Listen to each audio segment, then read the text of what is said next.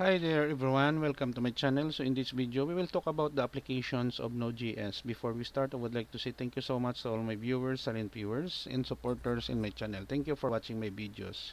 If you are new with my channel and then you like this video, please hit the like button. Don't forget to share and please support my channel guys by clicking the subscribe button. So let's begin. Applications of Node.js. Node.js is a versatile and widely used runtime environment for executing JavaScript code on the server side. It has a rich ecosystem of packages and libraries, making it suitable for a wide range of applications. Some common applications of Node.js include: number 1, web servers. Node.js is often used to create web servers and build server-side applications. Popular frameworks like Express.js make it easy to develop robust and scalable web applications. Number 2, RESTful APIs. Node.js is well suited for building RESTful APIs that serve data to client-side applications. Its non-blocking input-output or I/O model allows for efficient handling of large number of simultaneous connections. Number 3, real-time applications. Node.js is a popular choice for real-time applications such as chat applications, online gaming, collaborative tools, and live streaming platforms. Libraries like Socket.io facilitate real-time communication. Number 4, single-page applications or SPAs. Node.js can be used to serve static assets and handle API requests for SPAs built with front-end frameworks like React, Angular, and Vue.js. Number 5, microservices. Node.js is well suited for building microservices due to its lightweight and modular nature. It can be used in a microservices architecture to create small, independent services that works together to form a larger application. Number 6, data streaming. Node.js can be used for data streaming applications such as real-time dashboards, media streaming, and processing large data streams. Number 7, serverless functions.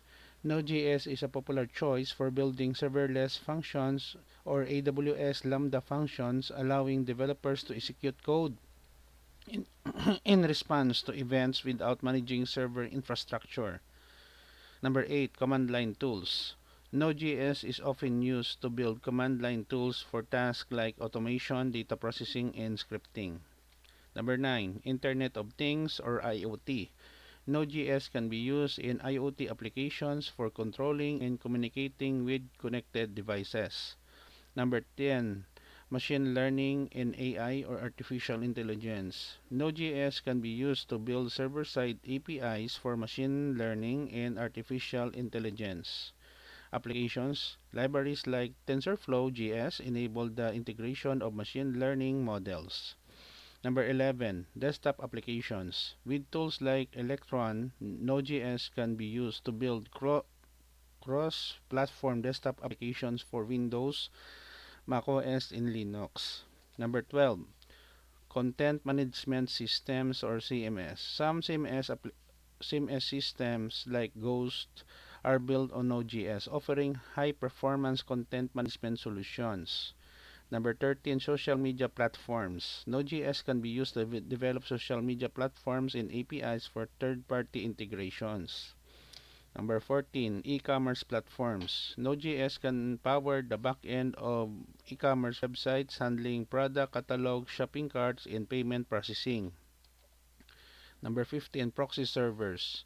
Node.js can be used to create proxy servers for load balancing, content caching, and routing traffic. Number 16, data analysis and reporting. Node.js can be used to build applications that process and analyze data, generate reports, and provide insights. 17, online learning platforms. Node.js is used to develop online education platforms and e-learning applications. Node.js asynchronous and event-driven architecture along with its large community and package ecosystem makes it versatile choice for various types of applications. The choice to use Node.js depends on the specific requirements and use cases of your project. Okay guys, so this is the end of my report on the applications of Node.js. Thank you so much for watching. Don't forget to like, share, and please support my channel guys if you are new by clicking the subscribe button. See you in the next video tutorial guys. This is your friend Jake saying bye bye for now.